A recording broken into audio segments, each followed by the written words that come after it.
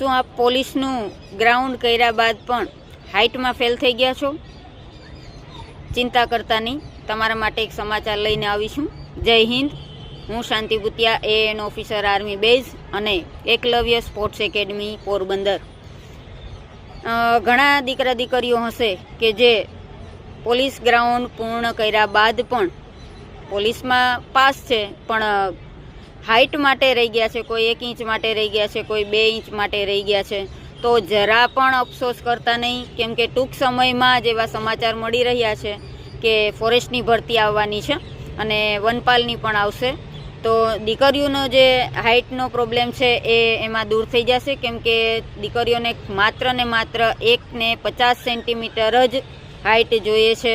એટલે કંઈ ચિંતા કરતા નહીં. દીકરીઓ જે પોલીસ ગ્રાઉન્ડ તમે પાસ કરી ચૂક્યું છો, તો થિયરીની પણ ખૂબ તૈયારી કરો ફોરેસ્ટ અને વનપાલ માટે. ત્યારબાદ એમાં લોંગ જમ્પ અને હાઈ જમ્પ આ 2 વસ્તુ એડ કરવાની છે. તમારી 100% મહેનત છે જ, તમે કાંઈ અફસોસ ન કરો. ટૂંક સમયમાં જ ભરતી આવવાની છે. એટલે આપ જે મહેનત હારી નથી ગયા, જે મેદાન તમે હારી નથી ગયા છો, એ મેદાનને ફરી ફતેહ કરવાનો સમય આવી ગયો છે. તો આપ તરત જ મહેનત કરવાનું ચાલુ કરી દો, કેમ કે હાઈ જમ્પ અને લોંગ જમ્પ એટલા ઇઝી નથી હોતા.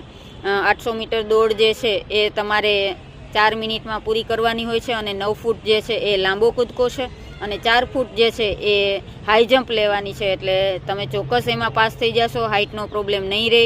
એટલે કંઈ પણ જાતની ચિંતા કર્યા વગર આવનાર ભરતીની તૈયારી કરો. જય હિન્દ, જય ભારત.